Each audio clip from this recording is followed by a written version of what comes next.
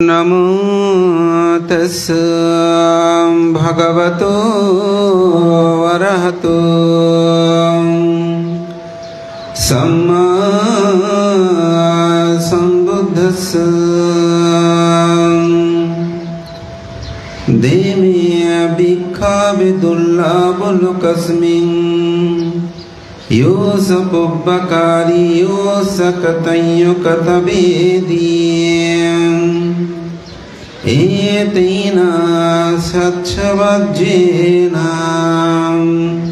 होतु ते जयमङ्गलं ते।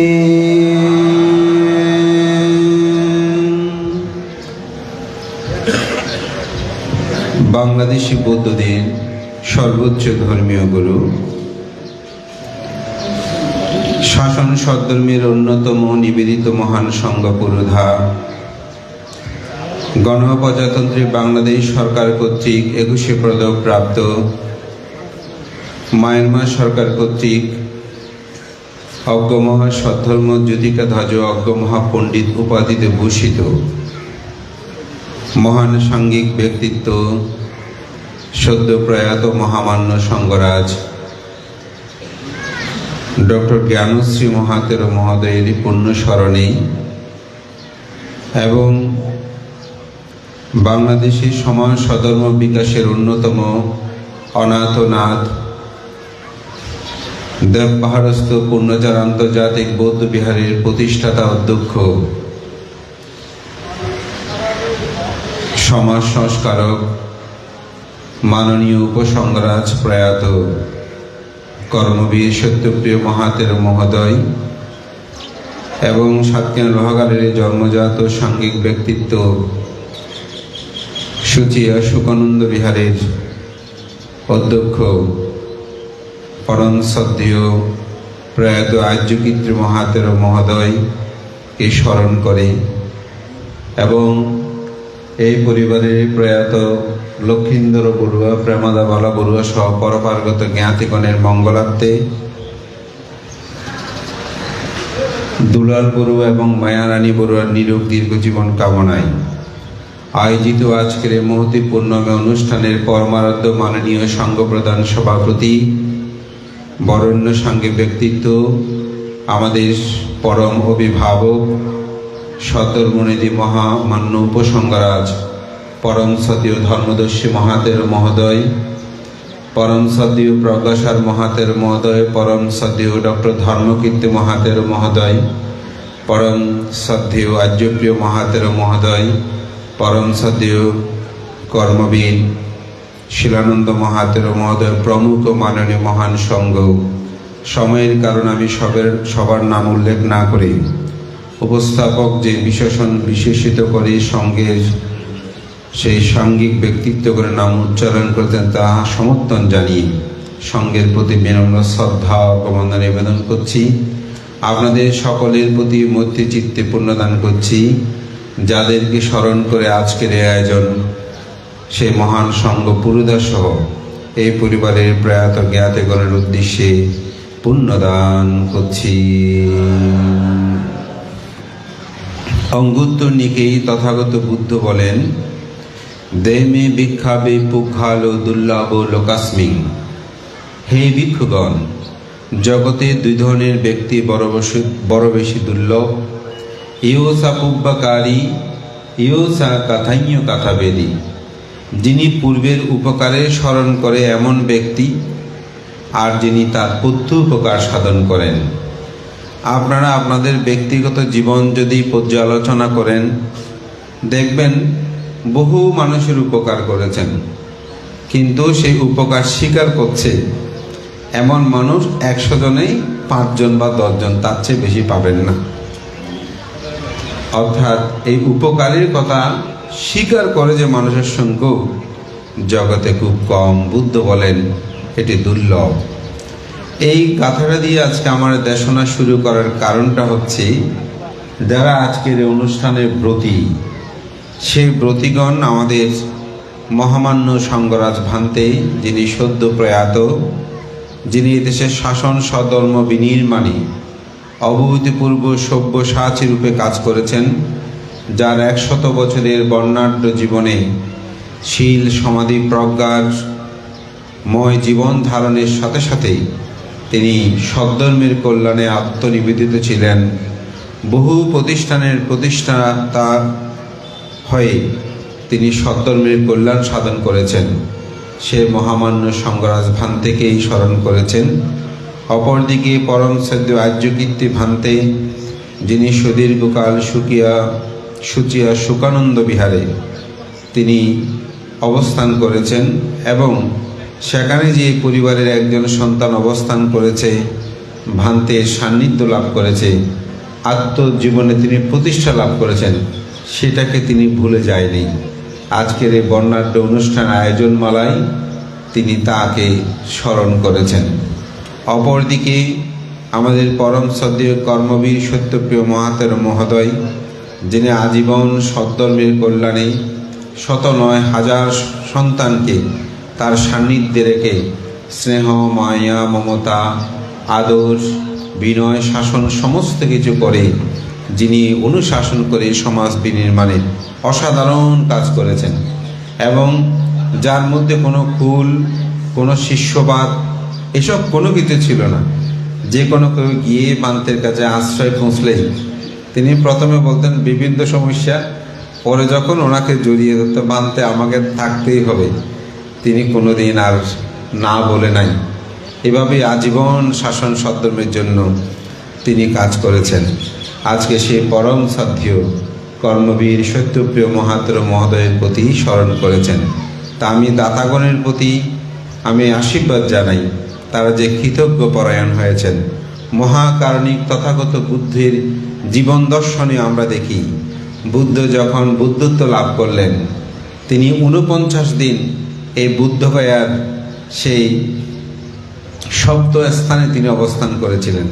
তো দ্বিতীয় সপ্তাহে বুদ্ধ যেখানে ছিলেন, সেখানেই তথাগত বুদ্ধ সেখান থেকে দাঁড়িয়ে অনিমিষ নেত্রী সেই বুধবৃক্ষের প্রতি তিনি তাকিয়েছিলেন, যে এই বুধবৃক্ষ আমাকে ছায়াদান করেছে, এটার প্রতি বুদ্ধ কৃতজ্ঞতা প্রকাশ করেছেন। একটি বৃক্ষের প্রতিও বুদ্ধ কি করেছেন? কৃতজ্ঞতা প্রকাশ করেছেন। এজন্য বুদ্ধ বলছেন, জগতে কৃতজ্ঞ পরায়ণ বড় বেশি দুর্লভ। আজকের এই সময়ের প্রেক্ষাপটে অকৃতজ্ঞের যেখানে ছড়াছড়ি, সেই জায়গায় যে আমি মনে করি এই পরিবারের সন্তানরা, এই পরিবার কৃতজ্ঞতা ভোটটা যে তাদের মধ্যে জাগ্রত হয়ে এই পুণ্যপুরুষদেরকে তারা ভুলে যায়নি। তাদের গুরুকে গৃহী জীবনে ফিরে গেলেও গুরুকে গুরুর মর্যাদায় রেখে স্মরণে আবরণে শিরে ধারণ করেছেন। আমি মনে করছি অবশ্যই তাদের উন্নতি শ্রীবৃদ্ধ হবে। মহাকারণিক তথাগত বুদ্ধ জীবন দর্শনে এরকম অনেক অকৃতজ্ঞের তিনি ছোবলেও পড়েছেন। একটি খুব সুন্দর বিষয় আছে যে সিদ্ধার্থ মহাকারণিক তথাগত বুদ্ধ তিনি তার বুদ্ধি সম্ভার পূরণকালের সময়ে একবার তিনি হস্তিকুলে জন্মগ্রহণ করেছিলেন। তো তিনি যে বনের মধ্যে বাস করতেন, সেখানে একদিন এক পশু শিকারী ব্যাধ তিনি দুর্ভাগ্যক্রমে রাস্তা হারিয়ে ফেলে সে বন থেকে সে আর বের হতে পারছে না। তো হাতি দেখে উপলব্ধি করলো যে এই মানুষটা মনে হয় রাস্তা হারিয়ে ফেলছে, শুধু ঘুরছে, বনের ভিতর থেকে বের হতে পারছে না। তখন সেই সামনে আসতে লাগলো, তাকে পথটা চিনিয়ে দেবে এই কারণে। যখন হাতি আসতে শুরু করলো, স্বাভাবিক লোকটা ভয়ে পালাতে থাকলো বাঁচার জন্য, কারণ হাতির সামনে পড়লে তো মৃত্যু হবে। হাতিটা থেমে যায়। তখন লোকটা চিন্তা করে, আমি যখন দৌড়তে শুরু করি হাতি আর সামনে আসে না, মনে হয় হাতিটা আমার কোনো উপকার করতে যাচ্ছে। তখন পরে আর গেল না। হাতি গিয়ে তাকে শূন্য দিয়ে ধরে কাঁধের মধ্যে তুলে নিয়ে যে পথটা হারিয়ে ফেলেছে সেই পথ দিয়ে গিয়ে তিনি বন থেকে বের করে দিলেন। তখন ওই বেয়াদও চিন্তা করছে, হাতিটা তো খুব ভালো, আমাকে রাস্তা চিনিয়ে দিল, আমার বড় উপকার করেছে। বাড়ি ফিরে আসলো। তো ফিরে এসে চিন্তা করছে, এই হাতি তো ভালো আছে, তো ওনার কাছে কিছু একটা চাইলে ওনার দাঁতগুলো যদি পায় তাহলে তো খুব ভালো হয়। তখন গিয়ে হাতিকে বলছে যে আমি তো খুব দরিদ্র, আপনার যে দাঁতগুলো আছে এগুলো যদি কিছু অংশ আপনি আমাকে কেটে দেন, এগুলো বিক্রি করে আমি পরিবার পরিজন নিয়ে থাকতে পারবো। তা হাতি বলছে ঠিক আছে, আপনি কেটে নেন। তো দুই পাশের কিছু অংশগুলো কেটে নিল। এগুলো এনে তিনি বিক্রি করে বাজারে কিছুদিন খেলো, খাওয়া দাওয়া শেষ, যা অর্থ বেজে শেষ হয়েছে। আবার মনে পড়ছে ওই হাতিটা তো খুব ভালো, ওনার কাছে গেলে হাতির দাঁতগুলো পাওয়া যাবে। তখন সে বনের মধ্যে আসছে, এসে বলে যে আপনার কাছে যা নিয়েছি ওগুলো তো বিক্রি করে কোনো রকমে, যদি এখন অনেক বিপদে আছি, যদি আপনি আরও কিছু অংশ দেন তাহলে খুব ভালো হয়। হাতি আর তাকে বাঁধে, ঠিক আছে তুমি নিয়ে নাও। তখন সে একেবারে গোড়ার কাছাকাছি পর্যন্ত যেহেতু সুযোগ পেয়েছে কেটে নিয়ে গেছে। এগুলো বিক্রি করে কিছুদিন চললো। আবার বলছে হাতিটা তো খুব ভালো, তার কাছ থেকে একেবারে মারি পর্যন্ত যা আছে ওগুলো একটু নিয়ে নিই, তাহলে আরও বেশি ভালো হবে। যে আমাকে গেল তার কাছে গিয়ে বলছে আমি তো বড় বিপদে আছি, আপনি আমার উপকার করেছেন এটা ঠিক, তা আপনার আর বাকি যে অংশগুলো আছে ওগুলো যদি আমাকে দেন খুব ভালো হয়। তো হাতি বললেন ঠিক আছে নাও। তো সেগুলো এমনভাবে নিল, একেবারে মারিসহ তুলে নিল। তখন হাতিটা খুব কাতর যন্ত্রণায় তার মৃত্যু হয়। তো বুদ্ধ বলছেন, হে ভিক্ষুগণ, এই অতীতে জন্মে এই হাতিটা ছিলাম আমি বুদ্ধত্ব পারামি পূর্ণ করার জন্য আমি এভাবেই অকাতরে দানকর্ম সম্পাদন করেছি। আর এই অকৃতজ্ঞ ব্যক্তিটা ছিল এ দেবদত্ত, সে জন্ম জন্মান্তরে তার উপকার করলেও সে আমার ক্ষতি করেছে। তো বুদ্ধ এখানেই এই কথাটাই আমাদেরকে শিক্ষা দিয়েছেন যে মানুষ যদি উপকার করে তারা অকাতরেই করেই, তাদের কোনো ধরনের চাওয়া থাকে না। কিন্তু যারা পায় অনেক ক্ষেত্রে তারা অকৃতজ্ঞ হলে তারা জন্ম জন্মান্তরের নরক দুঃখ যন্ত্রণা ভোগ করে। আমাদের বিখ্যাত একজন বৌদ্ধ ভিক্ষু, যিনি আচার্য আজানসা নামে খ্যাত, থাইল্যান্ডে, তাকে একবার প্রশ্ন করেছেন যে আপনি কি অরহত? তো তিনি অনেকেই জানেন যে তিনি অরহত ছিলেন। তো তিনি উত্তরে বলছিলেন আমি একটা ভিক্ষু, আমি বনের একটা ভিক্ষু। এটা বলার কারণ কি, বৃক্ষের কাছে গিয়ে মানুষ ফলমূল খায়, ফলমূলগুলো খেয়ে থাকে, ডালপালা ভেঙে বৃক্ষের ছায়া তলে বসে থাকে। যাওয়ার সময় অনেকে বৃক্ষটা কেটে নেয়, কিন্তু বৃক্ষ তাকে নিচ্ছুপ, কোনো কথা বলে না। সেই এখানে উদাহরণ দিচ্ছে অরহতরা হচ্ছে তেমন, উন্নত চিত্তের অধিকারী মানুষ হচ্ছে তেমন, তারা অকাতরে দিয়ে যায়, তারা অপরের কল্যাণে নিজেদের জীবনকে উৎসর্গিত করে। আজকে এখানে যে তিনজন সাঙ্গিক ব্যক্তিত্বকে আপনারা স্মরণ করছেন, আমি বলবো এখানে আর্যকীর্তি ভান্তে সম্পর্কে আমি বেশি কিছু জানি না, তবে ওনার সান্নিধ্যে থেকেও অনেক ছেলে তারা শিক্ষা দীক্ষা অর্জন করে সুপ্রতিষ্ঠিত হয়েছেন দেশে বিদেশেই। এবং আমাদের শ্রদ্ধেয় জ্ঞানশ্রী মহোৎসবের মহোদয়, অবাক করার বিষয়ে বর্তমানে পার্বত্য ভিক্ষু সমিতিতে যে দুজন সংঘরাজ উপসংঘরাজ মনোনীত হয়েছেন, তারা দুজনেই আমাদের মহামান্য সংঘরাজ ডক্টর জ্ঞানশ্রী মহোৎসবের শিষ্য মানে একেবারে সাক্ষাৎ শিষ্য। তারা ভান্তের সান্নিধ্যে বড় হয়েছেন, তারা সমাজে প্রতিষ্ঠিত। এবং বাংলাদেশে বর্তমানে আমাদের উপসংঘরাজগণের তালিকায় যিনি 1 নম্বরে আছেন, সেই পরম শ্রদ্ধেয় প্রিয়দর্শী মহোৎসবের তিনি ভান্তের প্রথম শিষ্য। ভান্তের অকাতরে করে যাওয়া কাজ এগুলো বর্ণনা করা যাবে না। আমি মনে করি ওনারা বৃক্ষের মতন, অরহত সেটা আমি বলবো না, তবে তারা বৃক্ষের মতন নিজের জীবনটাকে সেভাবেই প্রতিষ্ঠা করে গেছেন, অকাতরে দিয়ে গেছেন। আমাদের শ্রদ্ধেয় পরম সত্যপ্রিয় মহোৎসবের মহোদয় আজকে এখানে যিনি শ্রদ্ধেয় আর্যপ্রিয় ভান্তের শিষ্য এবং দেব পাহাড়ে অবস্থান করে আমাদের অর্থ অঞ্চলের বহু ভিক্ষু শ্রমণ তাদের জীবনে, সাঙ্গিক জীবনে যারা যেভাবে প্রতিষ্ঠিত হয়েছেন, অনেকে হয়তো চিবর ত্যাগ করলেও দেশে বিদেশে তারাও অনেকে প্রতিষ্ঠা লাভ করেছেন।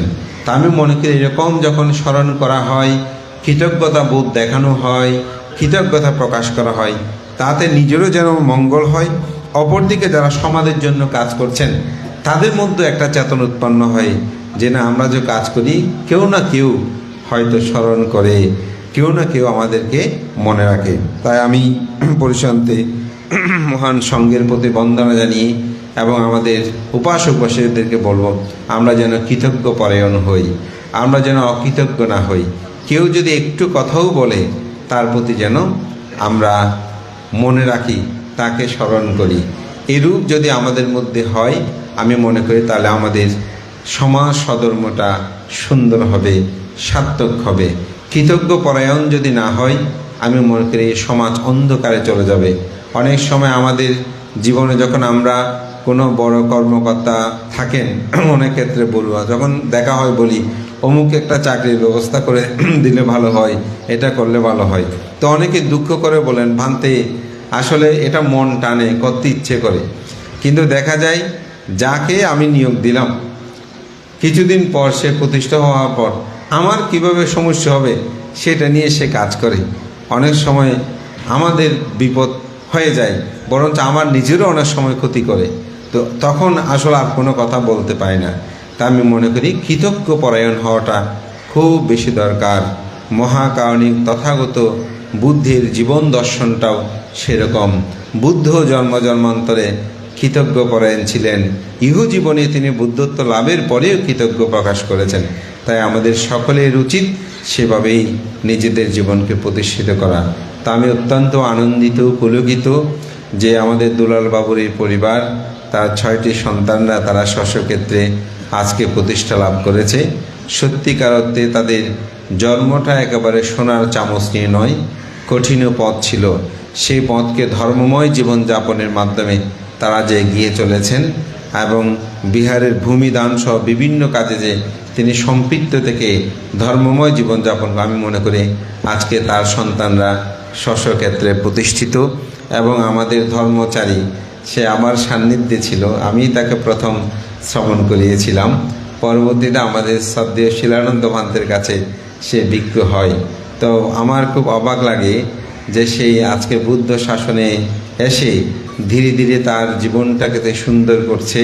সে এখন পাইরুল কেন্দ্রীয় ধর্মরত্ন বিহারে দীর্ঘকাল সময় তিনি সেখানে অবস্থান করছেন এবং পাইরুলবাসীও তাকে খুব ভালোবাসে। এই বছর আমি তার কঠিন চিবর দানে গিয়েছিলাম। তার সুন্দর উদ্বোধনী ভাষণ থেকে শুরু করে ভিক্ষু সঙ্গীদের প্রতি তার যে আন্তরিকতা এবং খুব সহজ সরল। আমরা অনেক সময় সহজ সরল হলে সে মানুষগুলোকে ভিন্নতর চিন্তা করি, কিন্তু আমি মনে করি বুদ্ধ যে বলেন যে নির্বাণ লাভিচ্ছুক ব্যক্তির করণীয় কর্তব্য, তিনি সক্ষম, সরল, অতি সরল, সুবাদ্য, কোমল এবং অভিমান শূন্য হবেন। আমি এই ধর্মচারীটাকে মূলত বিনয়ানন্দ ভান্তের নাম দিয়েছেন। তা আমি বলবো যে তার মধ্যে সেই সরলতাগুলো আছে, সহজ সরলতা আছে। কোনো ধরনের কোনো জায়গায় গিয়ে কোনো কিছু কথা বলা সেনি, তার মতো করে সে চলে। নিবৃত্তচারী শিল্পীর প্রতি মোটামুটি তার মধ্যে একটা যত্নশীলতা আছে। তো তারা 6 ব্যয়ের মধ্যে আমি মনে করি সেই যে বুদ্ধ শাসনে আছেন তার ভ্রাতাগণকেও বলবো তাকে যেন দেখভাল করে এবং সেও যেন পবিত্র বৃক্ষ জীবন অবস্থান করে তার জীবনকে সুন্দরভাবে অতিবাহিত করে আশীর্বাদ জানিয়ে দুলালবাবু সহ ওনার সহধর্মিণী তারা নিরোগ দীর্ঘ জীবন লাভ করুক। তারা এই সুখময় সময়ে আমি মনে করি তারা যেন আরও দীর্ঘ লাভ করে সন্তানদের মঙ্গল কামনায় আরও যেন প্রবৃদ্ধি হয়ে পত্তয় ব্যক্ত করে আজকে মহান সঙ্গের প্রতি শ্রদ্ধা ও অর্ঘ্যবন্দনা নিবেদন করে আপনাদের সকলের উত্তরোত্তর শ্রীবৃদ্ধি কামনা করে আমার সংক্ষিপ্ত ধর্মকথা এখানেই শেষ করছি। জগতের সকল প্রাণী সুখী হোক।